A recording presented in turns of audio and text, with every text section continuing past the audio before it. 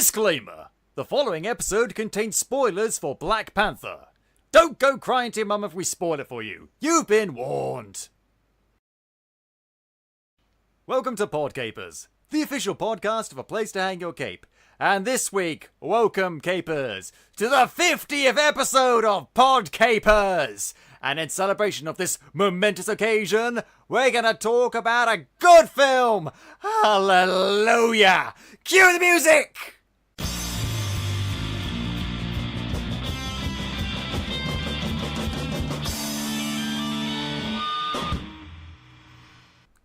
Hello there, Capers, and welcome to Podcapers, the official podcast of A Place to Hang Your Cape. My name is Scott James Merridew, and this is a show where we talk about various geek and nerd-related topics, and are joined each week by a very special different guest. Now, this week, as I said, it's the 50th episode of Podcapers. What a wild ride it's been, Capers. We've talked about DC being crap. We've talked about Marvel being good. We've talked about Disney being just fucking evil. And at one point, I got sucked into an alternate dimension. It was a whole thing. But this week, we're talking about Black Panther. I said that we'd be talking about it last week, and here we are finally at last we can talk about it. And it makes sense, Capers, to be joined by the guy we were with last week. Please give it up once again for Darian Robbins! Hey, what's going on? It's Black Panther is what's going on. Yes. Oh my god, the response to this movie. I'd say it was pretty good, huh? I mean, I think I was tracking. I mean, it's up to like what $360 million around the worldwide, and like a $230 million opening. Man, I'd say that's pretty darn good. It's the financial response has been massive. The fan response has been massive. Yes. People are calling it the best MCU movie to date. I'm inclined to agree, but I'm also a little biased in terms of my love for the character as well. So, in case you didn't see the previous episode, Capers, Darian is the biggest Black Panther superfan you will ever meet. He doesn't like to use that sort of description because it's not a competition for him. I, however, am willing to call it. Right. So yeah, but I mean, for me, as someone who isn't necessarily not a Black Panther fan, but someone who isn't as familiar with the character, isn't as obsessed with him, I fucking love this movie. It was so good. Now, my brain sadly cannot permit me to see it as a perfect movie. There are one or two nitpicky flaws, but you know what? I mean, I'm looking at my notes. I've got like five or six nitpicks, 5 or 6 notes that honestly aren't that bad. No movie is perfect. Definitely not. They're really minor. Honestly, I struggle talking about movies that I like. It's in any sort of depth of detail. I just usually say, "Oh, I love this bit. Oh, this bit is awesome." So I'll try and be a bit more analytical, and you can help me with this. But okay, I think we're just gonna dive right in and start talking about the movie. Now, we get a nice little intro, backstory sort of thing about Wakanda and its history. Meteorite, vibranium, boom, heart-shaped herb, or herb, as some people like to say, people who are wrong. And basically it gives us the exposition of the Black Panther. I mean, that's pretty much what happened in the comics, right? Yes. Yeah. Yes. That's a pretty good translation from there. So, and I thought it was kind of interesting just the way they put it together. I thought that opening was pretty cool in terms of just giving an overview of where it started from and then coming up to present day. So usually exposition portions for movies are really one of my big like turn-offs, but when you have to just like block out a beginning and the start just to get it out. Like the worst offender for me is like the first Judge Dredd movie where they got James Earl Jones in just to do that long scrolling sort of like, this is what's going on, this is all the pertinent information, now get on with the movie. This is I mean, when you get it done, I mean, you got places that do it right, and I think they did it well here. But other times, actually, that Judge Dredd one, that's actually a good example of one where. I mean, I love hearing James Earl Jones. I'll take any excuse to hear James Earl Jones, but at the same time, it's like, this is boring, but it's so dramatic and rich.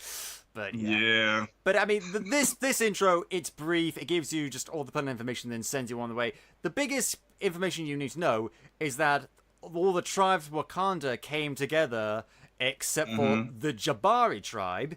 And on that note, I just want to point out, Capers, I don't know about you, Darian, I will be mispronouncing names. I don't want to mispronounce names, but it will be happening because my brain and my tongue don't work. So, just I'm sorry, Capers. If it happens, I'm sorry. I don't mean it. So, the Jabari tribe go into the mountains. They fuck off for some reason. Do we ever get a good reason for that? Not that I'm trying to think in terms from the movie terms why that was. It seemed like he was the leader of it, M'Baku, who was the leader of the Jabari tribe. It seemed like his main problem was he seemed a little bit to be of just thought that they were too wrapped up in their technological advancements and just kind of forgot about the traditions. They were kind of Amish. That's a good. Actually, yeah, kind of Amish. Actually, that's probably a good analogy in terms of how they were operating in relation to their fellow countrymen. So yeah, that's actually a pretty good. I like that. Yeah. Yep. And that's everything. The other thing you need to know is that they realize pretty early on that the vibranium is sort of a bit dangerous in the hands of other people, so they isolated themselves from the world by pretending to be a third world country. Now, this is an interesting idea. I think it's kind of cool. However, if this whole time the whole world thinks that Wakanda is just this tiny, unimportant third world country, why would T'Chaka, the previous king, get invited to this Sokovia Accords thing in Captain America Civil War? Like, why would he be important enough? I mean, did he just turn up? Or can we remember how that happened? How that came about? Oh man, now you testing my knowledge. I probably should have went back and watched Civil War again before. I should have as well. But I think there was one interesting note that I remember from the movie that when Agent Freeman came into play, he was saying how that not Agent Freeman, but might as well call him Agent Freeman. It's Everett Ross, played by Martin Freeman. Ross. There you go. Agent Watson. When he was talking with T'Challa, he said that he thought that Claw had taken all their vibranium and had stolen it all. And so when he finds out that they're sitting on, that was probably a small fraction, that's when it kind of piques his interest. So I'm guessing maybe, after the whole Ultron incident, and everyone knows that vibranium does come from Wakanda. I guess the world was kind of, had their eyes pointed towards Wakanda. So there's not much going on here, but they do have this vibranium thing. Right. And I'm not sure if the rest of the world is kind of aware of how it can be processed. Of course, Cap has it in his shield, but outside of that, they probably haven't had the normal world probably hasn't had too much interaction with it. So when it does turn up and it's used as almost a world-ending, weapon, people probably kind of pique their interest a little bit and say, hey, well, what's going on with this country and why all their vibranium, how to get stolen and being used by this character to create a weapon. So I think probably at that point in time, King T'Chaka was probably like, well, I better kind of step out from the shadow a little bit, to kind of explain this, because the eyes are starting to look at us already. We don't want any type of any further investigation or any, to kind of tick anybody off or to key anybody off as something else that we're hiding some more than what we're already told that we have. So that's my own, input. That makes perfect sense to me. Based on what we know and based on everything that happened, that makes sense to me. Like I said, this is like the tiniest of nitpicks. This is just to get the plot going it's great because it sets up the central theme of the movie, which is like, should Wakanda stay isolationist? Should Wakanda go out in the world and help people, or should Wakanda help people via force? And this is the bit that's going on in the movie, right? And so this we got the prologue over, and so where will we start a movie? Will we start in Wakanda, nearby Wakanda, some other jet-set, international hotspot? We start off in Oakland, California, 1992. Okay. And it turns out that Wakanda's been running this thing called, like, War Dogs, where they go out into the world and they either collect intelligence or go on sort of covert missions and do sort of things. And turns out one of these war dogs is this guy called N'Jobu, who is the younger brother of King T'Chaka. This is back when King T'Chaka was still alive. And this is back when Ulysses Claw first stole the vibranium. And T'Chaka thinks, hey, little bro, did you have anything to do with that? And he's like, what? No. Tell him, my friend James. Tell him, yeah, I'm not actually James. I'm this other guy. And yeah, you've been doing the nasty. James, how could you? I thought we were bros. We took the bro oath. The broth. And I say, and it's So it's set on this little thing, and you can really you can tell where it's going, but that's what really propels this idea. Because the reason why he did it apparently was because, well, we're going to talk about that a bit later. Actually, he's got interesting reasons for doing what he's doing, and I like this scene because it's so cool just to see T'Chaka as Black Panther. We told that the Black Panther is a long lineage, but actually seeing T'Chaka as Black Panther and establishing that this is not just a T'Challa thing, I thought was a really good idea. Yeah, that scene really surprised me. Like I said, I was surprised too. Like, we jumped to Oakland. I'm like, okay, man, like, where's this going? And so as that scene unfolded, I was like, oh my goodness, like that's pretty cool. Yes, I actually was wondering how they were going to fit T'Chaka in that. I thought it was going to be, I knew it was probably going to be some sort of flashback sequence. But like I said, that's mainly because I've been following the cast in the movie, so I knew that. Isn't it the son of the guy who plays T'Chaka that played the younger T'Chaka? Yes, so John Connie plays T'Chaka. I guess the older version of him, and his son in real life, Atwande Connie. Hopefully, like I said, I didn't mess it up too badly.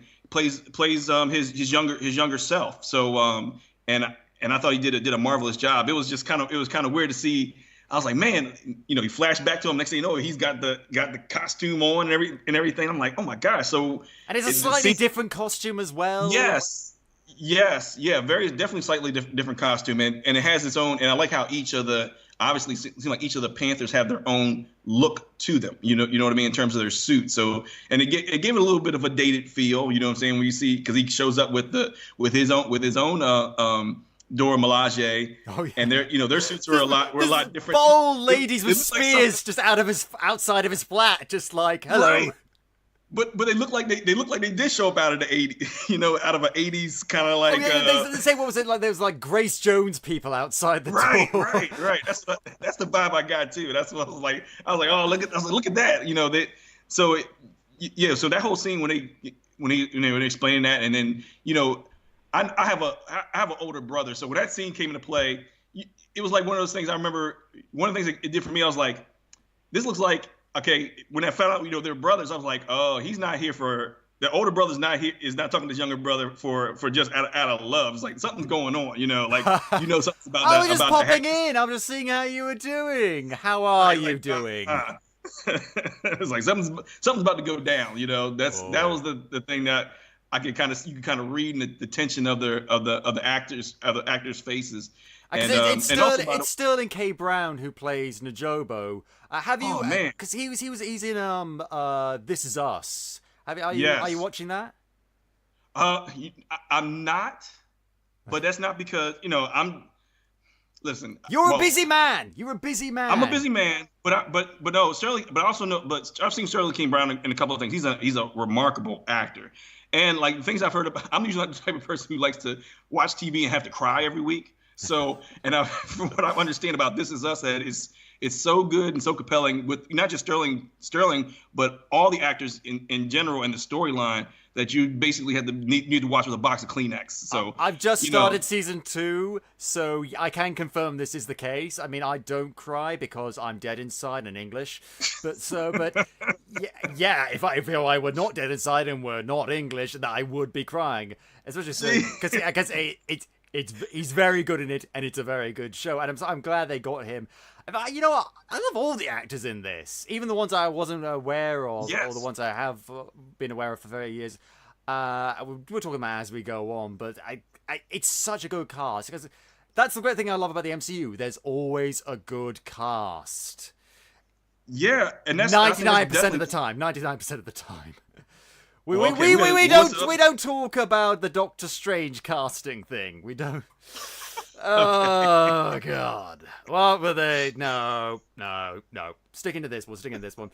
And so we flash forward to the future, the present day, and it's like a week after Captain America's Civil War, which is kind of weird for me, but makes sense in terms of how this story's supposed to play out and the flow. So I'll forgive it for that. And T'Challa's back in Wakanda. He's about to pursue the throne, and it's Okoye. Played by Michonne from Walking Dead. I will one day remember her. Denai Guerrero, yes. Denai Guerrero, that's it. I can never remember her real name. I just know her as Michonne because Michonne is awesome, and she's also awesome at this. And they go to find his ex-girlfriend, Nakia, played by Lupita Nyong'o, who's also a war dog on this sort of undercover assignment, to tell her that, soz, but my dad's dead. Could you maybe come and help me see me become king? She's like, okay, fair enough then. And so then we get our first look at Wakanda. Was it everything you hoped for? It was. I was really blown away with just the whole the aesthetic of it. You know what I really liked the most was watching how they mesh, or they juxtapose even some of the tribal areas with the higher end tech, and then, or the transition between the two. But you know what I really liked the most was initially when they were flying to Wakanda, and they're in the Royal Talon jet fighter. You're watching Okoye fly the jet, and you're looking at her. She's sitting in like a yoga position. She's all in zen. A chair, right, in a chair that's hovering above the floor. You know what I'm saying?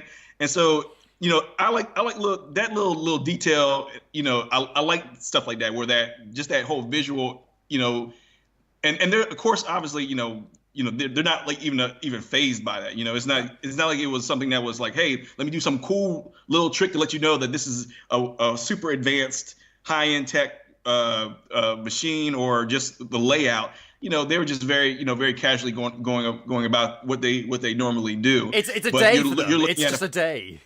It's just another day for them, right? That's the one portion I like. But I just love the whole, the whole transition from the tribal area into the Golden City. Flying through the shield, just everything that I was waiting to see in terms of how they put it. I was thoroughly impressed. And actually, I was like, I wanted to, and knowing me, being that, like you said, that super fan, I was like, well, I wish they would do like a virtual tour so I can put on a headset and just like sit and just kind of tour around in there. That's the, like I said, the super fan of me. I just wanted to say, like, hit a pause button and say, okay, let's take in all the details. So the closest thing you could get to that was I remembered after we did our episode last week. Have you ever played Marvel Ultimate Alliance 2? Oh, right. Because there's several levels in Wakanda where you can like run around Wakanda, fighting bad guys, and I say cool. It is rather cool. The game itself is but it's alright, I guess. It's nice to see that, and you can play as Black Panther in that, and of course Marvel Ultimate Alliance 1. But when we get to Wakanda lands, we get to meet his mother, played by Angela Bassett, who I haven't seen in anything apart from that new series 911, and she was very good in that. Oh, really? Yeah. Okay. Well, I encourage you to check out some of her earlier previous work. I've heard her name before. I just couldn't place it with anything else. Oh, you won't be disappointed. So let's see, love. What's love got to do with it? That's probably one of What's the love got to do with it? yes, yeah, the biopic about Tina Turner. That's the one she actually got nominated for an Oscar for that performance. Man, there's what else, man? There's plenty of stuff, but there's there's definitely a catalog of stuff that I would encourage you to go out and check just to see her acting and her why she's respected for what she does. Yeah. Well, she has a very regal presence in the movie. Oh yes, yes. She is queen. She is queen. Yes. And we also get to meet the cutest, most adorable, most awesome little bundle of awesome ever. His younger sister Shuri, played by Letitia Wright, who hasn't been in that many things. She was in Doctor Who a while back, but I don't remember her from that. So I like that it's also taking well-established actors, but also actors that are just getting started and everything. And she's just awesome. She's so cool. She should get her own movie, I swear. I think so. Because she and T'Challa have such a great chemistry. You know? Yes, and I love that. I think this is one of the things I loved about this movie was I thought it was so smart how they had that interaction between brothers and sisters. That's what I say. Like for me, this thing hits on so many levels because I have a younger sister. We're probably about the same age difference as probably in the movie T'Challa and Shuri is. And my younger sister is way smarter than I am, and just like the whole dynamic of how they interact with one another reminded me of how we were and how we are at times with stuff like that. Not even just the technology aspect, just the banter back and forth. So that to me, I was like I said, that hit a fine point for me because I was like, yeah, I could identify again with that. So I love that character, and I love the way they interact with her and her presence in the movie. Yeah, because she basically is like running the tech division of like the government, I guess. I don't know. She's the one who's in charge of like all of Black Panther's tech and stuff like that. Mm-hmm. It's so cool, and it's nice to see a female scientist in these movies that is doing stuff like this, because we've seen one or two characters that are working in the sciences and are female, but they're also slightly minor characters, and right. I mean, they're fine, I guess, but this is the big one, and it's so cool, and she's so passionate about what she's doing, and she's like his Q, basically. He's James Bond, she's Q. And that's the other thing. That's the other thing about this movie is I think was it the director Ryan Coogler said that it's less about him being a superhero or more that him being sort of like a king that has access to the super suit and these powers that uses to protect his country's interests. So, he's like the Queen crossed with James Bond. You can only imagine. So, that's kind of so. First of all, I want to point out that I like that just because it shows that the people making this movie got the character. Yes, which is kind of important, and yet so many people that make these sort of movies, don't get the character. Snyder. It's a breath of fresh air. Superman doesn't do that! I'm sorry. Batman doesn't also do that! God. And so we get to see the big ceremony, and it's also cool to see all these different tribes coming together. They all have their own distinct ways of dressing and, I guess, customs and cultures. We don't know much about that, but we get a little bit of an insight. And yes. So what was it? Well, this is no. Well, I was saying that scene in particular, and like you said, a lot of the tribes, and from what I've read with Ruth Carter and Hannah Beckler, which Ruth Carter is the costume designer for Black Panther, and Hannah Beckler, hopefully I'm not messing her name up, was the production designer. So they did a lot of research in terms of a lot of the cultures across the continent from different countries, and they pulled design elements for those cultures and into these different various tribes. And those, from what I understand, these various tribes represented different aspects of Wakanda society. So you had like a merchant class, you had a technology class, you had the border clan, the river clan, the border clan as far as the defense is concerned. And so they seem to take an element or elements out of real African cultures and assign them to various to these various tribes that they had within This is within the movie. great world building. This is great world building. Yes, They could have done the whole prologue thing where they say, this is the river tribe, they do something. This is one of the ones from that fucking Shane Woodley post-apocalyptic thing that I can't remember the name of. Divergent, whatever. It's like, they're not going to do that. They're just going to say, these are people, and they let you absorb the information as you go on and learn about these people. And there's more behind the scenes, obviously, and maybe we would learn more in later movies.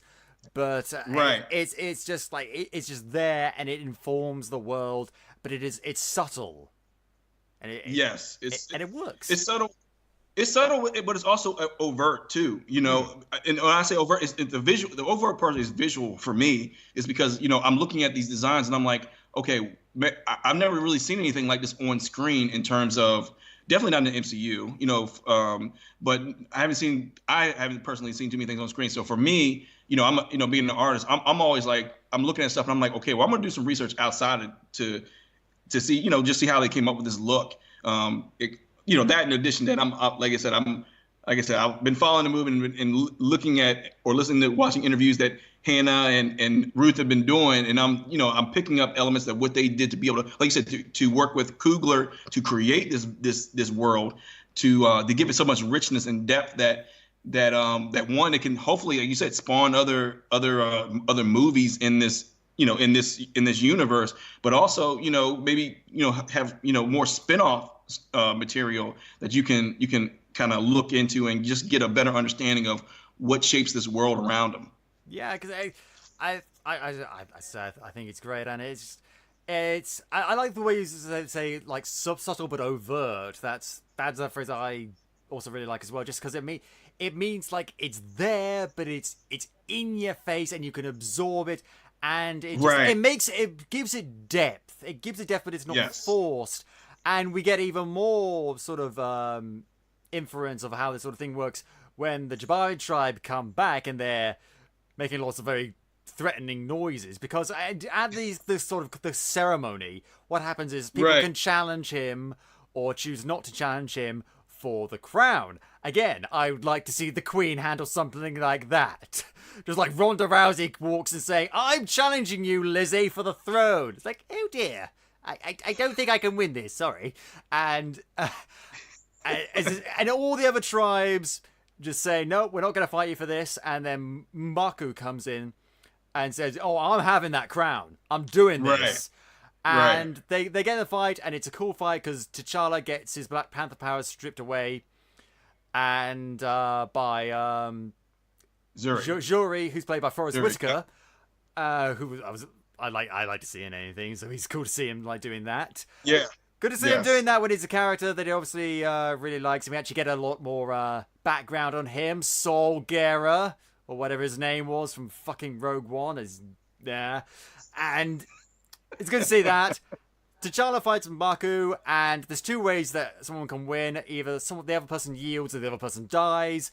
In this case, M'Baku yields, and it's cool because they're fighting, but they're also conversing, and they're talking about... It's a good fight. It's a good fight in all the right ways. Both in terms of like choreography, but also in terms of what they're talking about. And eventually he yields, and it's important to remember that later on. And then we cut to London, where we go see a museum full of all the things that the British Empire has stolen throughout the years. Because you can't go into any museum in the UK without seeing a remnant, like some sort of remnant of colonial oppression. I'm sorry, you just can't. We're not giving any of it back. If we give one thing back, we have to give it all back, and then we'll have nothing. We'll have one or two paintings and some pottery that some Welsh person did in the Stone Age. So, well, I'm sorry, global community, we can't. But thankfully, they point this out. Because this is when we first get to see this guy, Eric Stevens, his name is going by now, played by Michael B. Jordan. And he has been working with Claw, and they steal these Wakandan artifacts from the museum. One of which is a vibranium thing, but also is this mask, which he takes just because he's feeling it. Just because he likes it. And it's like, oh, I like this guy now. This is kind of cool. And it helps that Michael B. Jordan is such a charismatic actor. Like, Yes. I haven't seen him in that many things, but everything I've seen him in, like I tell you what, I fucking loathe Fan Four Stick. If there was a very short list of things I don't loathe, it's him. His character's terrible, but he's good in it.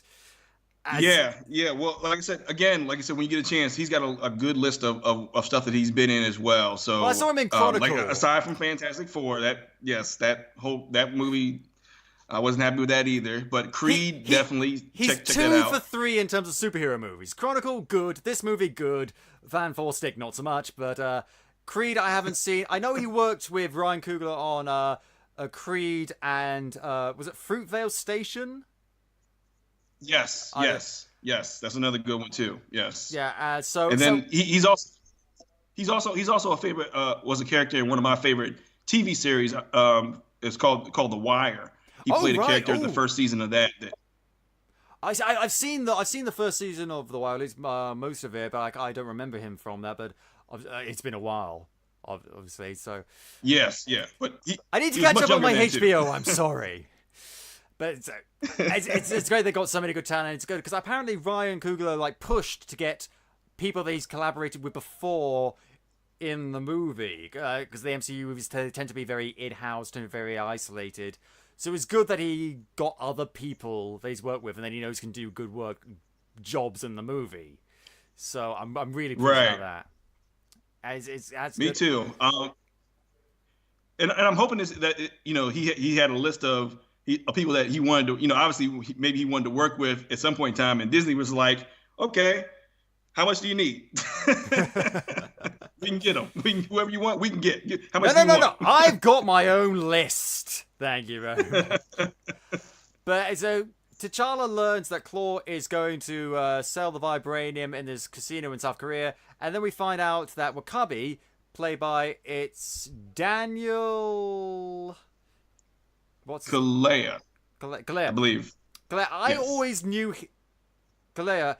I always knew him as Tea Leaf because he played this character in this British TV series, very good series, called Psychoville, and he played this kid who had been arrested for stealing and had to do community service. And in the UK, Cockney rhyming slang for a thief is tea leaf.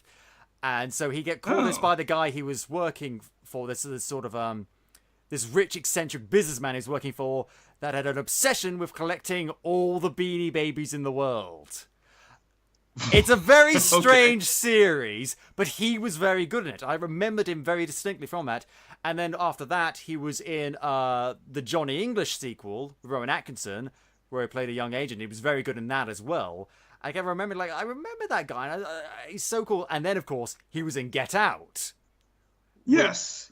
Which everyone fucking went nuts over. So I'm really glad that this guy that I saw ages ago that I thought he's a good actor, I hope he's in more stuff, actually made it big. Because that so rarely happens. And well, I'm gonna check those other series you mentioned. I'm gonna check out too because like I said, when I see good actors, I like to see their previous work too. So he's a very quiet character and he's a very stoic character, but that works very well to his advantage. He gives great stares in the movie, and he's sort of like the straight man to all the wacky shenanigans that are going on about him, because it's a series about these people, and they're obviously not very mentally stable. It's called Psychoville, but it's very good. And basically, his dad got killed by Claw the first time that he stole that vibranium. Yeah. And he says hey, T'Challa, you and me, we're mates, right? We're busy besties. Do me a solid and kill that motherfucker for me. Right. Oh, you can't hit? Will you bring him in? Will you bring him alive? Will you? Thanks. And I'm like, bit demanding of your king. Like, I'm sure he'll do the best he can. Jeez, I know this is important to you, but, oh God. And also, he is the, I guess, boyfriend of... Okoye. Yeah, I'm just going to call him Michonne from now. I'm just going to call him Michonne. I'm not sure if that's...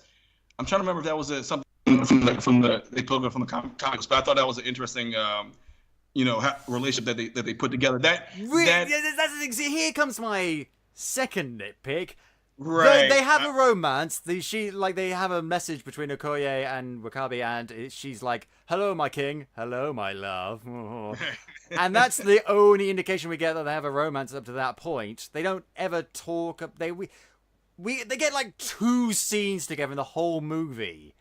Right. And their romance plays out later on. There's obviously a reason for it. But for me, it was just like, if they're going to have a relationship, maybe, we should see them together, or one of them should talk about it a bit more. And I don't know. I think that could have been fleshed out just a bit more. I think so too. And the way that it kind of plays in towards the end, I'm kind of with you on that. I definitely forgave that portion for the whole, just the whole thing entirety. But I do wish that they kind of fleshed that out a little bit more, because every time they kind of encounter each other, yes, it's like they were still in their professional function, as opposed to seeing them like, hey, on a date or something like that, or just Skyping, just Skype. Do they Skype? I don't know. Right. So I definitely feel you on that point, but also I'm also wondering, maybe if there's a scene that they did film that got cut, because this movie was 2 hours and almost 15 minutes long. So yeah. And at one point in time, I heard that they had the first cut was like 4 hours. So where can we find that? Yeah. So that's like 3 movies that they probably shot worth of stuff that felt like something that maybe they had to put kind of put on the chopping block. So maybe they did do something more. But I do agree with you. I would have liked to see more of something, just give maybe like another scene with them, just kind of at some level, showing some level of them interacting about their relationship, to kind of strengthen that final. Because we know a lot about them as individuals. We don't know anything about their relationship, how they got together, what the relationship is like. And so it's like, it's fine as it is, because let's be honest, these are side characters, I guess, or maybe not Okoye, but still. And they're being in the movie, so I don't know. But it's not the biggest. It is not a deal breaker. It's not definitely not. It's not a deal breaker. Not. Like I said. But I do understand that, but also too, like, to me, this is what also like a good movie does too. You know what I'm saying? It makes you say, hey, I would like to see more of that, or I like to see more scenes of that. That's, like you said, if that's the worst I can say about this movie, that is that I want to see more of something, then, man, heck, yeah, that's a pretty good problem to have. Yeah, right. That's a very good problem to have. And so T'Challa, Okoye, and Nakia travel to this place in South Korea where the bar is going down. And it's cool because it plays out very much like a spy. It felt very reminiscent of a James Bond film again. They're scoping the area and they're blending in with the crowd. And Okoye is wearing a wig, which she is not happy about. And and it turns out the person who's buying the vibranium is Agent Watson, Everett Ross. And I like this as well, because it ties into this very, it's another thematic thing about how, it ties into a very real world thing that very much reminded me of the Winter Soldier movie, which is how the US, in terms of foreign policy, is kind of unethical as fuck. Is it because of how they buy certain, and how they deal with people in terms of certain materials? Oil. Yep. It's reminiscent of that, and he's very much a company man, Agent Ross. Yes, and it's it's good though, because it makes his interactions with T'Challa very very interesting. It's like they want to be friends, but they know because of their duty and how they operate and the worlds they work, the circles they travel in, they can't really be allies because they've got too much. Their interests are too in conflict. And, they're... But here's the thing, though. Claw turns up, and Claw doesn't give a shitty fuck about your subtlety and nuance. He's just blowing shit up with his cyborg sonic arm. And I love him for it, because oh crap, I've forgotten his name now. How can I forget his name? What's wrong with me? Brain work. Andy Serkis. How did I forget his Yes. name? I know his name, but yeah, Andy Serkis. Andy Serkis is just having the time of his fucking life. Oh yeah, no, he's playing like out of his mind. Like he's playing out of his mind with his character. He's having so much fun with it right now. And I think even I saw interviews, he was just like, I just came in here and just had a blast. Like it was, I think it's just like when you have like I kind of felt like the pressure's off of him. Like, I can just go as far with this character as I want to, because the character itself is just he's blowing shit up and saying, "This is so much fun." Right. He's like, he's literally like a kid in a candy shop with the amount of destruction he wants to cause. You know what I mean? But that's one thing I liked about this movie too, with in terms of the villains or the bad characters, is that you got the extremes of, Claw was more. I would say he was definitely more primal in terms of his villainy. Like, okay, I'm just here for the riches, and yeah, I want to spoil their day too. Killmonger seemed to have a little bit more of a overall agenda. You know what I'm saying? So you got to kind of got a good range of villainy in this movie. So it's like Killmonger, Eric is Blofeld, if we continue the James Bond analogy, and Claw is God. I don't know. What are like the sharks in the Pool and Thunderball? I don't know. Maybe I don't know. And it's so it is just a lot of fun. It makes some great action scenes, great car chase, which also gives them a good opportunity to get Shuri involved, because she like remote controls the car that they're driving. Getting around, we get to see the new suit that he uses. Like, he's got a brand new suit which stores kinetic energy and releases it. And that's really cool. And we see Okoye do some awesome stuff with the spear and stuff. And eventually they captured Claw. And even when he's tied up, he's just he's insane. He's awesome. And we get a bit more about the conflict between Ross and T'Challa. And it all comes to a head when Claw tells Ross that Wakanda, you think, that's all the vibranium? No. They've got fucking mounds of this shit. And Ross is like, right. Oh, really? Someone's been telling some fibs. And at that point, they're ambushed by Eric, who gets Claw out. And they carry him out in his chair that he's tied to. It's just like, what took you so long? It's right. Awesome. But he's like whooping it up the whole entire time. Like he's just reveling in all the destruction. You know what I mean? So that was. And two important things. That's the part that was hilarious. Is so every scene that he's in, he owns. But let's do sorry, go on. Oh, no, I'm sorry. Didn't mean to cut you off, but I just have to say that also as a Lord of the Rings fan. Oh, yeah. Just that, and that's why, and this is where I'm like, how in the world did they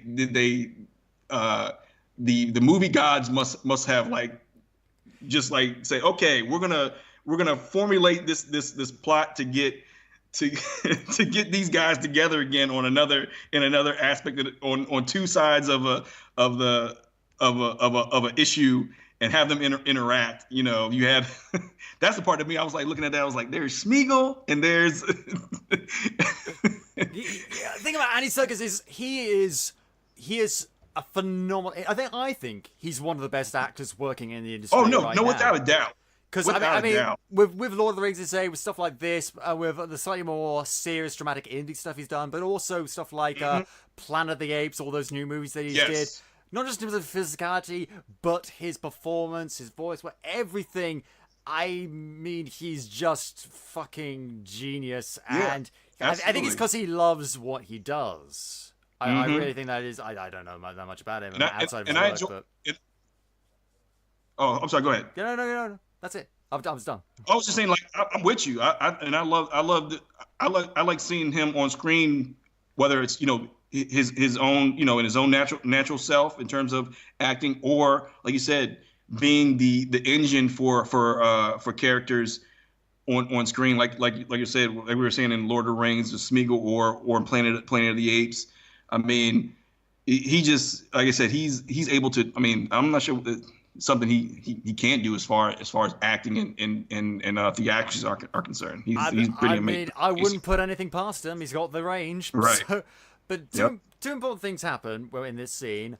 One, Ross gets a bullet in the spine, and T'Challa notices that the guy that just liberated Claw is wearing a royal ring identical to his own. And so, and then this whole thing, like, Ross is going to die if we don't get him back to Wakanda because we're the only ones that can actually help him. And some people like saying, no, you can't do that. And it leads to holds people like this whole, again, it's bringing up the thing like, should we try and help people because we can? With great power comes great responsibility. And it's like, there's little things peppered throughout the movie to keep reminding you of this point. It's not massive things, but again, it's perpetuating the scene and making sure you don't forget about it. And I like that, and they get him back to Wakanda. They heal him up, all fine, like spider wound, no problem. It's all sorted, which is dangerously close to the miracle blood from Star Trek Into Darkness. But I'll allow it. I'll allow it. All right. And then Wakabi comes back and says like, hey, did you manage to get Claw? And it's like, soz, mate, we got him, but then we lost him. And it's just like, oh, I see how it is then. You say the other guy, but you won't get Claw. And it's just like, dude, you weren't there. They had him. They lost. Like, there was nothing they could have done. It's not like he'll never go out and try and get him again. But it's like, his sort of like, his reaction to that, I could understand why he's disappointed. But if that were me, I was just like, oh, damn it. Well, I'm sure you did everything you could. Just try and get him next time. There is going to be a next time, right? Oh, yeah, absolutely. Oh, well, okay, then. Just really try and get him from me, guy. But no, it feels just a bit forced for me. Just a bit forced. Okay. And I definitely understand, too. Again, like I said, this is, for me, it was just like, yes, I would have liked to see more to kind of to earn that portion. Because like you said, like, you know, they had gone, you know, under T'Chaka's reign, you know, a good 30 years, and the same thing didn't happen, you know. And so what I think wasn't kind of shown there, and like I said, again, it's just that they could have had cut a longer movie with stuff like this into it, is that I think the whole political situation as far as Wakanda is always very tenuous. You got these 12 potential tribes who could potentially rule, and really, it really only functions well when they have one person who's able to meet all the objectives of all the tribes. You know, they have to feel satisfied for them to say, hey, we will allow you, we will come under your rule if you're able to do these, you know, if you're able to satisfy these things.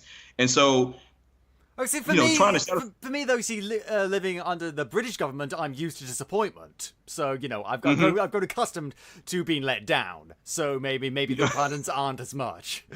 Right. So it's and I think that's why I say that in a longer version, like you could probably they would probably show maybe there's more, Daniel Kaluuya's characters, his more of his connection or how he felt losing his father and his people during that attack from Claw, or maybe some other political things that were going on in the border between the border tribe and what was going on, you know, in the Golden City. Because Wakabi is basically he's out on the border, like having everyone pretend to be from a third world country.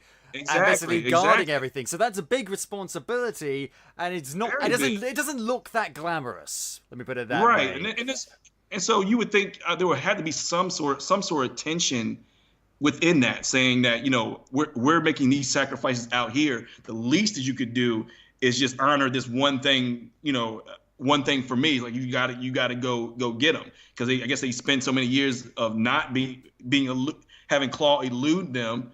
But, you know, they're saying, you know, Wakanda comes first, regardless of what, you know, our desires are, and we'll adhere to that. But maybe, you know, Wakabi is just, you know, like you said, he's just had enough. But I do agree. I wish that you could have got a better feeling of that, where, I mean, they where obviously had to make some tough decisions and say, okay, yes, do we want to keep the development on the main characters, or do we want to further develop the side characters? And if that's the case, always pick the former. So in that case, they made the right decisions. It's one of those things like, in an ideal world, we could have got it, but we can live without it.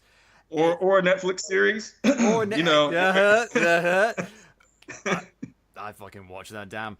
Now, we're going to continue on review in a little bit, but before we do that, we've got time to plug TPub, because we've talked about this last episode. We're going to continue talking about it for many episodes to come. Do you want to learn how to make comics? Of course you do, because who wouldn't want to learn how to make comics? They're awesome. That's what we love talking about.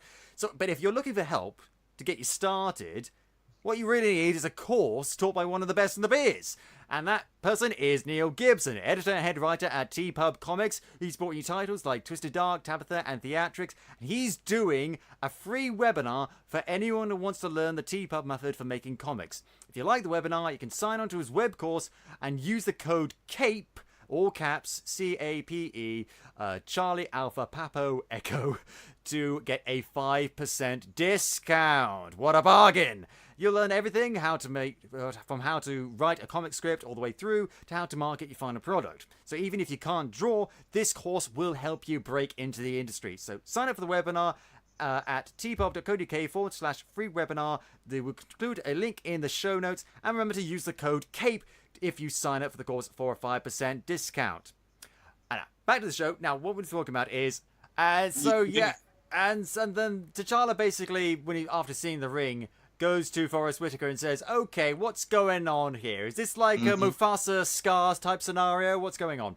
And basically explains Jure was the guy, James, and basically said that his uncle, Najobu, planned to share Wakandan technology, Wakandan weapons with the people of America, particularly black people, in order to make sure they could...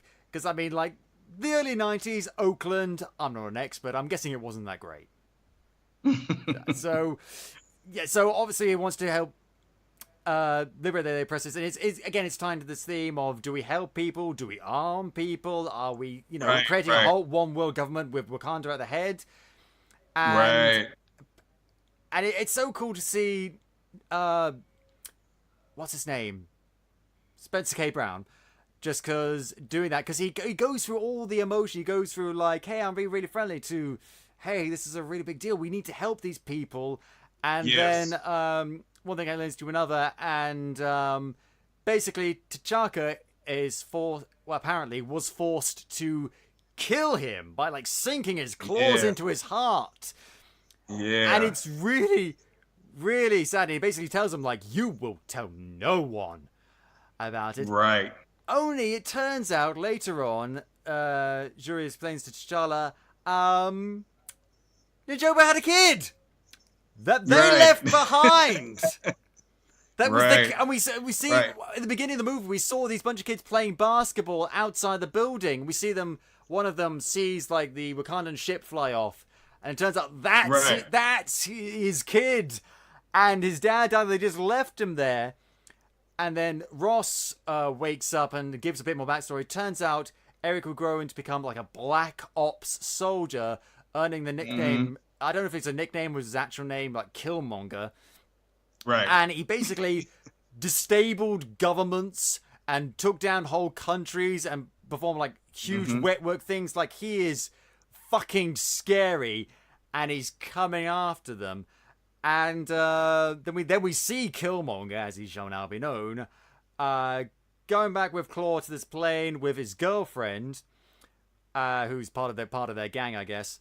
And he kills one of the other henchmen. Is trying to kill Claw. Claw gets his girlfriend and puts like a human shield. He kills his girlfriend. Yeah, I was, and see, again, I was like, I wanted to know more about that relationship. Like, I was like, okay, well, how did they get together? And then it also shows, like I said, it shows that, he is a bad guy. You know what I'm saying? He is willing to go to any lengths. And then I was like, what does he want with Claw? What does he want to do with him? Turns out he wants to fucking shoot him in the fucking head. I was like, no, Andy, no. But it works really well. He then takes his body to Wakanda, dumps him at the feet of Wakabi and say, "Hey, I want to meet the king." Right. What an entrance! And also too, it shows you how, how he plotted this. You know what I'm saying? He knew that was going to be his what got his ticket punched into Wakanda. I mean, he knew exactly where to. Of course, he knew he was going to encounter the border tribe, and he knew exactly what he's like. Well, heck, here's my passport. The body of Claw. They all have these like tattoos on the inside of the inside bottom lips. Yes. They hang off these things. Yes. Yeah. And he managed to get that from his dad when he was a kid. Yeah. They don't, whatever technology that they had to kind of imprint it. I don't remember them kind of highlighting that, but it's glowing tattoo. I mean, right. I'm sure it's not. They have flying planes and spine healing medical technology. I'm pretty sure they could do that.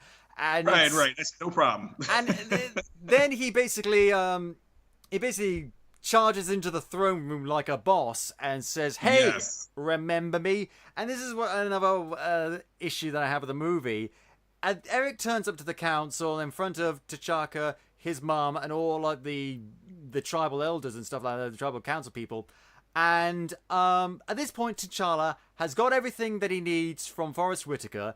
He knows his backstory, and he says, like, "Holy crap, this was wrong. You shouldn't have killed him, but if you're going to kill him, you definitely shouldn't have left his kid behind." And and then when Killmonger turns to the council, T'Challa's just like, "You shouldn't be here. I don't like that you're here. You can leave now. Thank you very much." And this leads to people saying, like, "Who is he?" And he says, "Hey, I'm the son of Najobo, and which means I'm part of the royal family, which means I have a right to the throne, which means I want to be king." And it's like, holy shit!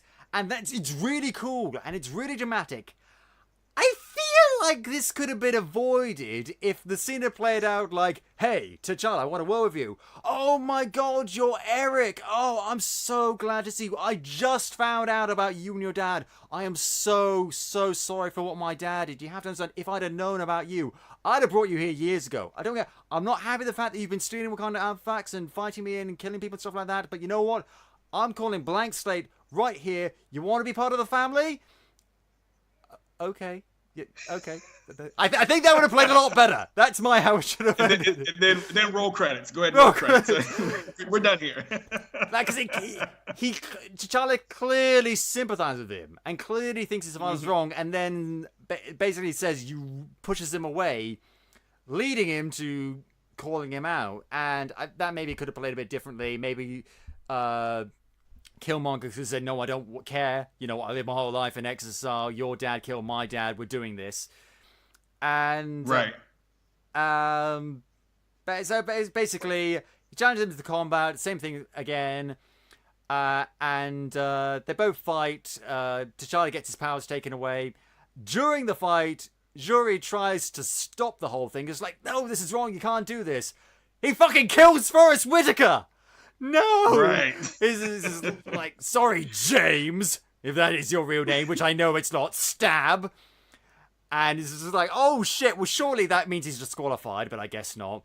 And they keep the fight, and it's so brutal, and you can see it coming, but it still hurts. He throws him over the waterfall. Yeah. And it's like, no, he's dead. Even though we know that obviously he's not going to be dead, because I'm pretty sure Chadwick Boseman signed a multi-picture deal beyond this. Like, I think he'll be okay.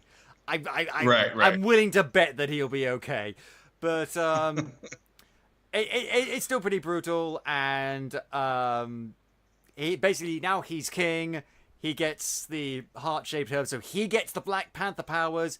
And it's really cool, because when there's a whole ritual with get powers. They eat the heart-shaped herb, they get buried underneath like some sand or something, and they go into like this spirit quest thing. And before T'Challa met T'Chaka, the actor returned for that, and gets a little talk sort of thing. It is very Lion King.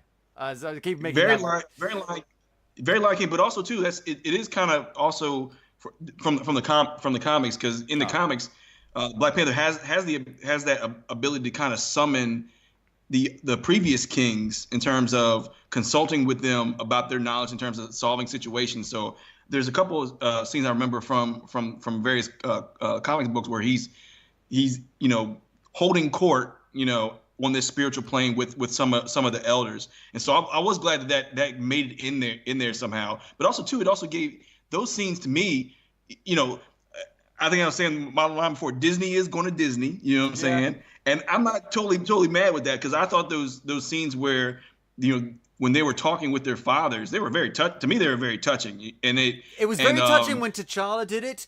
It was heartbreaking when you saw Killmonger do it. Yeah, absolutely. I've sympathized with one or two MCU villains before now. I've never sympathized with one as much as if I'm willing to say he is one of the best, if not the best Marvel villain to date. I think Marvel Studios listen to all the fans saying, I like these movies, but the villains aren't that great except for Loki. Right. And they said, because ever since Zemo, we've gotten great villain after great villain, with the exception of the ones in Doctor Strange, to some extent. But it's fine, I guess. But with Vulture and with this, it's Vulture was good too. I liked him. Oh, and with Ego, the Living Planet, they really put an effort into these characters. You can understand their motivations. They're fully dimensional, fleshed out characters. They're intimidating, but to a certain extent, especially this one, they're very sympathetic. He has not had an easy life. He's been dealt a very bad hand. It helps they got two great actors playing off each other, and there's a bit with he's a kid, but then he's adult again, and it's and to me that portion right there, that's what made it so heartbreaking was him starting out as a kid, and then you realize that he's basically talking from his kid perspective in terms of addressing his father. This is a Killmonger, but to me that was like one of the great cinematic things about this. And shout out to Coogler and was it Rachel Morrison in terms of shooting that scene where they're talking through it, and he flips from being that kid who lost his father to that man with those same issues that he's dealing with, talking with his dad. I was like, okay, that to me that was one of the scenes that I loved in this movie. Just that whole transition of going from that kid to showing that kid self represented in his adult self, talking to his dad about what was going on. Yeah, it's really touching. And when he comes back out of this spirit journey sort of thing, you think is this gonna really affect him? Is he gonna be a much nicer guy? Nope. No. He lifts the lady by the throat and says, "Hey, all these heart-shaped herbs? Fucking burn them." And I was like, why would he do that? It turns out that that's part of his training, part of. I like how that all ties together, and thankfully though, Nakia managed to get one of the herbs just in the nick of time, and good thinking on her part. And Killmonger's then supported by Wakabi again, showing a bit of a weird, odd, mean streak. It just feels a teeny bit forced, but basically saying we're going to send these shipments of Wakandan weapons and explosives and all sorts of stuff out to all our war dogs all over the world, and then we're going to fucking take over the world. Right. Okay, yeah, and it's interesting because again, you can see where Killmonger is coming from. He's wrong. He must be stopped, but you can understand his point of view.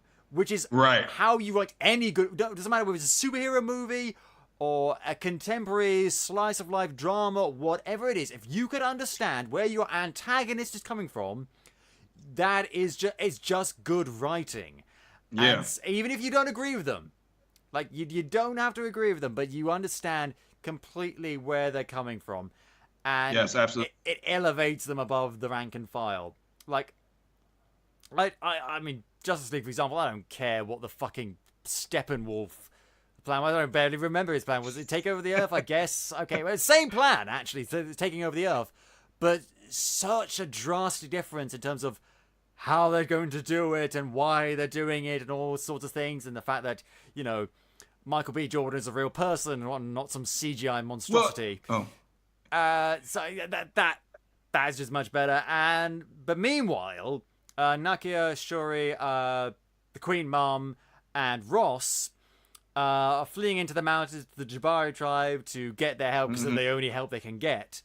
And what a surprise! They found T'Challa's there. He's comatose. He's been rescued off screen by them because he spared M'Baku's life, like a life for life sort of thing. When we first meet the Jabari tribe, we think that they're really tough and they're mean, and they are. But there's also more to them than that. The more time you spend with them in these scenes, you realize like they're people just like anyone else, and they got good reasons for doing what they're doing. And there's just like, okay, so we're going to mount an assault against Killmonger. Will you help us? No. Have you met me? No. Obviously not. Which, of course, means obviously he's going to turn up at the last minute, but still. And like I said, certain things like that I'm not mad at. You know what I mean? I can the formula. I can for movies like this. I'm willing to go along with the formula. But also that scene, I thought that also set up like a great scene for M'Baku's character played by Winston Duke. I just love that whole interaction in the throne room there, where they're making all that was another thing too. Like just like there's portions where the dialogue was very, very, very. When Ross tries to speak, when Ross tries to interject, and they just shout him down, like "You shut up." I was like, okay, I'm not. That was hilarious. That's the other thing about this movie is like there's lots of jokes and there's lots of funny moments in it, but it's the right. I've been saying for a while now. I like these movies. I like the humor in them. You need to tone it down just a little bit, because otherwise, it's like you're not taking anything seriously. And this movie, it has so many serious moments, but it has like funny moments. But it's when it's in the right moments, when they've earned them. Where it's not just jokes for the sake of jokes. It's actually which means when I do laugh, I laugh very hard, because I'm not just laughing every 5 minutes because they're just wasting like silly lines or stupid lines. It's not doing that sort of thing. So it works. It works. They're not trying to be funny all the time, and thank goodness, because again, subtlety. We like that. Right. And so T'Challa goes. They all basically mount a small assault on Killmonger. And T'Challa's like, hey, Wakabi, maybe no on the whole fighting thing. And he's like, yeah, on the fighting thing. Get him! And then the Dora Milaje? Is that what they're called? Dora Milaje, yes. Dora Milaje, that's it. All this time, they've been like, yeah, we want to help you, T'Challa, but we're sworn to the throne, so we really can't. And then at this point, it's just like, fuck it. Shut up, Killmonger. Wow. And it's really cool fight scenes on all sides. It's good because it's hand-to-hand combat as well, but it's also with weapons and with technology and CGI and stuff like that. So it's really cool and multi-layered. And Shuri is helping Ross remotely pilot a jet to shoot down the planes carrying all the vibrating weapons. Meanwhile, Killmonger is fighting the Dora Milaje and Black Panther and all this stuff. And then, what does the movie introduce? What does the movie fucking introduce? Fucking armor-plated rhinos, motherfucker! Never before. I was wondering how those were going to come into play from early in the film, but like we see like the border tribe and Wakabi like with rhinos. So like, oh cool. And at that scene, I just thought, for once, I didn't think foreshadow. I just thought, oh, cute rhinos. Oh, nice. And then they charge in. It's just like, oh shit. Oh yes! No, these are war machines, right? Yeah, and it's Wakabi's riding them and stuff like that. It's fucking awesome, and it's multifaceted fight, and then again we get another really cool fight scene between T'Challa and Killmonger, and it's like because he's got his own Black Panther suit now. But it's a slightly different design, so we can tell the difference between the two of them, which I really appreciate. And Wakabi and Okoye have a little head-to-head. It's just like, hey, you know I'm your girlfriend, right? It's like, oh yeah, I forgot about that. Okay, we're calling off the war, guys. No more war. We're done. Girlfriend says no. Sorry. Right. Basically. And Well, once his favorite rhino was like, "Look, I'm not attacking Okoye." I mean, it was pretty much done at that point in time, right? I mean, Yeah, I tell you what, the only Michonne could stop a rhino in its tracks. Swear to God. right. But since T'Challa and Killmonger, oh sorry, go on. No, but I will tell you this. So, we're talking about, and like I said, no movie is perfect, and this is just my own thing because I'm not always real big on CGI fight scenes, and that's not to say that I think the CGI was done well. This is just my own personal thing, and this goes back way long ago. Really goes back to like the Matrix sequels. Yeah. And so I just never been a huge fan of total CGI fight scenes. I know some of the fight scenes between the end one between T'Challa and Killmonger. I know that the actors actually did it was more like motion capture done for some of the stuff. Other portions where they're doing stuff that's obviously not human possible but superhumanly possible. They had to, they did CGI. To me, it's always just a little too it's always been a little too jarring for me. I always usually like real, the actors doing real stuff, and then you have a slight extension of your suspension of your disbelief in terms of something that they do in terms of the battle is concerned. Which I thought, I think the first Matrix did it perfectly. You know what I mean? They're really hitting each other. They're really fighting each other. And then the sequel, they got that scene where like all the Mr. Agent Smith is.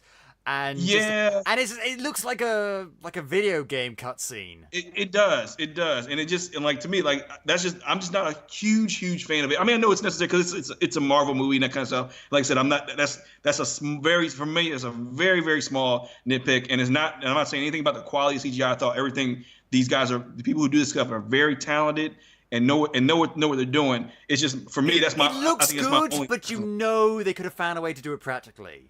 They put the time in. Right. So that's just my only. Well, that's one of my things that's just a personal thing of my own. But you know what it is? We have been spoiled by Mad Max Fury Road. That's what we've done. Yeah. Well, a lot of it too. Like I said, I like it more like I know personally more of the fight, like I said, real fight sequence. Not to say when I say real, it's just in terms of actors getting in the mix. So.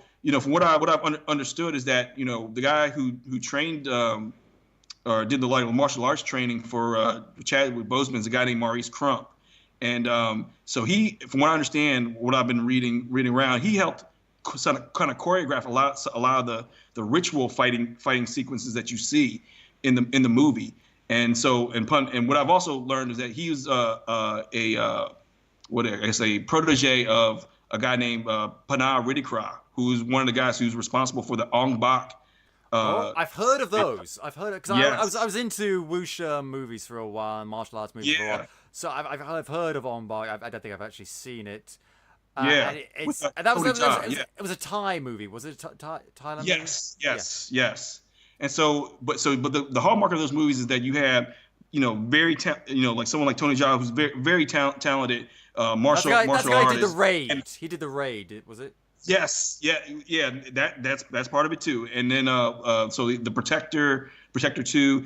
I mean, but you see, a lot of the stunts that you see and the fighting choreography you see are done, by the actors, and some of the stuff they do looks superhuman because they're just so talented in terms of the stuff they've done and just how the sequence is put together. So with that being said, I feel like that was infused in some of those fights, the ritual fight sequences that made it look brutal and just more realistic than just because that was when they didn't have any powers though. So we've got non-powered fights and super-powered fights.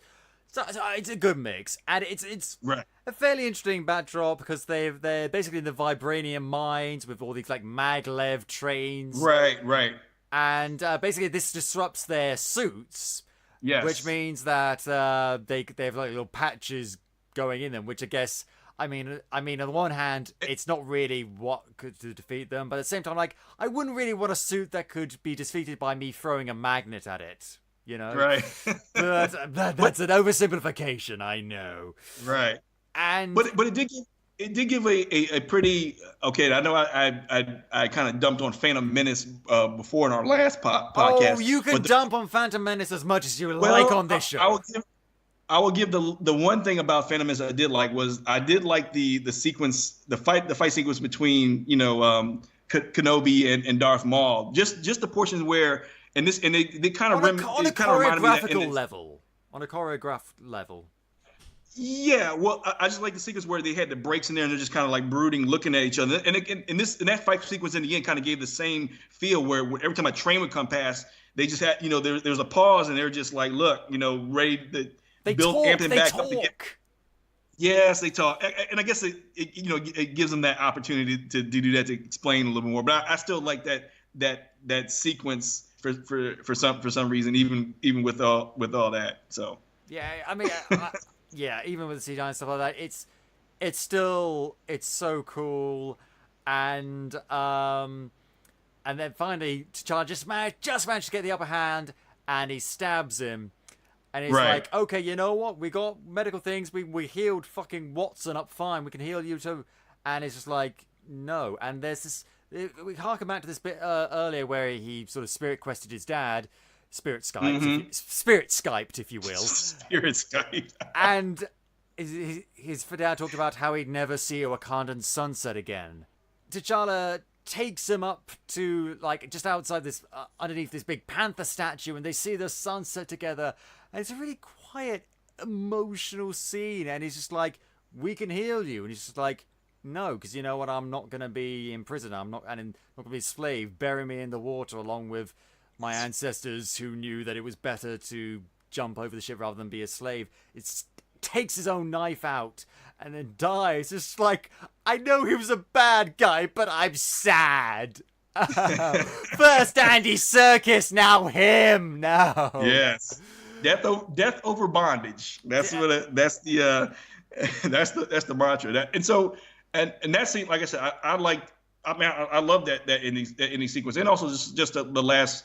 Those last words where he just said, "Yeah, no, bury me with my ancestors." He's like, they knew death was better than bondage, because that's where that's where he was going to be. He was going to be alive in some Wakandan jail somewhere. He knew that. You know what I mean? And I think, but also it kind of fit his character, just how he was going to the extreme, or it was all or nothing. You know what I'm saying? It wasn't just like, hey, I'm going to come back. No, keep me alive so I can come. I'm going to find a way to get out and come back. He's like, no, it's all or nothing. This is the time. And if I can't have it all, I'm willing to make the final sacrifice, and I have no problem with that. So, yeah. I thought it was a hard way to go, man. I was like, oh man, this is pretty badass for. You never see Loki doing that. You never see Loki. No, not in the least. Which is fine for Loki, but this felt right, and it was so good, and it was so beautiful. And also, finally, Ross manages to destroy the last of the Wakandan shipment things. Yes. But and then this weird thing happened though. Like there was this ship attacking him as it happens in like the science lab where he was, and he just manages to destroy the last shipment before it blows up. And I thought, oh my god, is he dead? Turns out no, he's not dead. It's just like that was a very weird way to show that him, because they didn't actually show him getting away. It's like, did you want me to think that he was dead? But then in the mid-credit scene, we see him later on, and so it's like, oh, so he's not dead. Oh, okay, fine. I just thought that's the last nitpick I have, though. This is the list. My list of complaints with this movie is done, and we end, well, we sort of end on T'Challa back in Oakland, where he began, outside the building where his uncle died. T'Challa and Shuri, and it's being condemned, but he's just turning it into the first Wakandan outreach center, which is really nice. And it turns out that actually, yes, they are going to be going out of the world. They're going to be trying to help people, but they're going to be doing it the right way. Right. And then we get the mid-credits scene, which is so cool. T'Challa appears before the United Nations, says, hey, you know what? We in Wakanda, we're going to help all of you. And, you know, UN delegate is like, excuse me, what could a third world country help us with? And T'Challa's just like, oh, you watch, buddy. Also, what country are you from? Yeah, we won't be helping you. Everyone else, fine, you know. And I thought that was so cool. And naturally, of course, did you stick around to the end of the credits? Oh, yeah. Yes, yeah. Good. So, yeah. Good. I think at this point, we're all well trained. We all know. And we get to see, and I wondered if we'd see him, we get to see Captain Barnes, Bucky, armless, with Shuri, and it's a very small scene, not a lot happens to it. He just comes out, he interacts with some kids a little bit, and he looks across like a river or a lake or something, and it's like, it's the quiet before the war, the infinity. Yes. It's yeah. We're building up there. We're going. And I thought it was cool. I was like, okay, obviously, Winter Soldier's in Wakanda, so now, like you said, that scene, I like that scene because it's going to take us right into Infinity War, and also too, I think it was also the timing is perfect. So now Wakanda's weapons can help the world defend itself against the coming threat. Yeah, it's very timely for their entrance to step into the spotlight and start helping the world with their technology. So, yeah, it's just in the nick of time because shit's gonna go down. Oh man, so yeah, Infinity War's up next. Yeah, this part one, please. Part one. Oh god, it's we're gonna have a lot. It's gonna be a lot. It's gonna be a lot. Yes. But before then, of course, Black Panther. That's over and done with. A fucking amazing movie. It was. I'm overjoyed just how well this movie was, and how much I enjoyed it, and also how many times I'm going to be seeing it and kind of just looking through it. I think they really did an amazing job. My heart is overjoyed with how good it is. The direction is brilliant. I'm not don't focus on the direction usually, but I thought it was great. Writing, something I do focus on. That's great. The characters all feel real and fleshed out. Yeah, one or two minor bits of relationships could be fleshed out a bit more, but considering the runtime, like everything we need is there, everything we want is there. It's all good. The casting is superb. The performances are superb. The world they're in. Yep. And this is one thing I like about this movie. It's introduced me to this in doing research for it. Is this phrase, this idea, this sort of genre called Afrofuturism? Yes. Which I'd like to see more of. Jeez, if it's anything like this, it's good. It's all good. And that's the one of the things that this movie I think will help do is that, and I'm glad that you're interested in terms of it sparked your interest. That's what I think. One of the things I hope it would do is that it would. I think it's going to, cement a genre of films like this, and also material that's going to be permanent, that people are always going to kind of look for. And there's also a lot of good material out there, dealing, for artists and performers that have been doing Afrofuturistic things that now they have I think they will find another audience to kind of help, for them to be able to show their stuff to. So there's also one of my favorite artists or writers anyways, a sci-fi author by the name of Octavia Butler.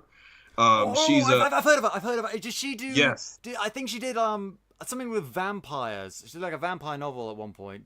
Yeah, it's kind of like it's kind of like that. You're one of this. I think it's where it's a Wild Seeds. There's a series of books that it has that kind of vampire-esque feel to it. Yeah. So, but she had in addition to that, she has a couple other things. She's in my opinion, a brilliant writer, and I hope that this is this will kind of open the door to see some of her projects come into not just to go from book to screen.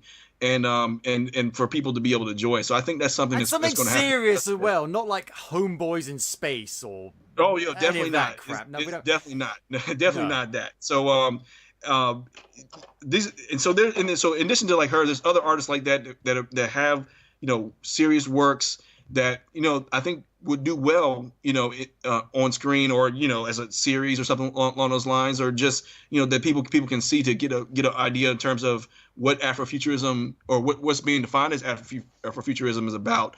Because and they've been doing it for years, so it's good that they'll get this isn't this a new thing. It's just that this is the latest, most popular thing. And no stretch.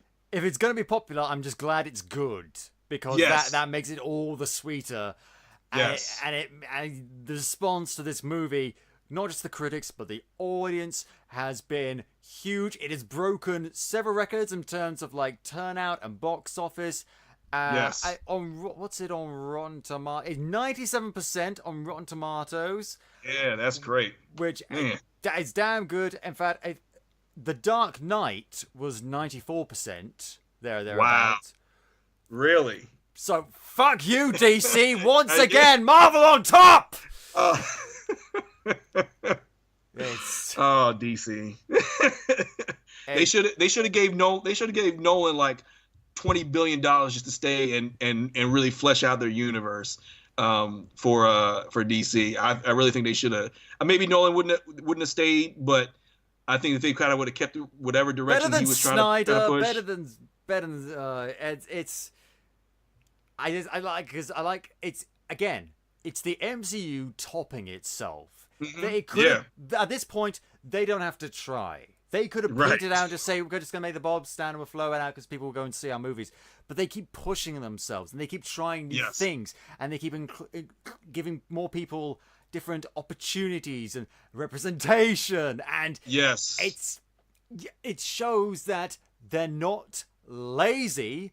They're trying new things with characters that we already know and ideas that we maybe have already seen, but also in new ways. And it shows that the superhero genre, there's so many people I talk to who say, oh, I'm sick of superhero movies. And, they've got good reason to be sick because there are so many of them out there now.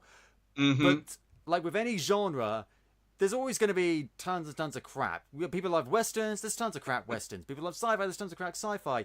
But it's when you get movies like this that show you its potential and its new ideas and its new way of looking things, new styles, new themes, new tones, new cinematography. That means that this is something that's not going to go away. Absolutely. Absolutely. I can't say anything more. I agree with you 100% on that. Absolutely. And according to Kevin Feige, he said there are many, many stories to tell about the character. He wants Ryan Coogler back to return for any potential sequel. Coogler said that he wants to see how T'Challa is going to develop as a character. He's going to grow as a king.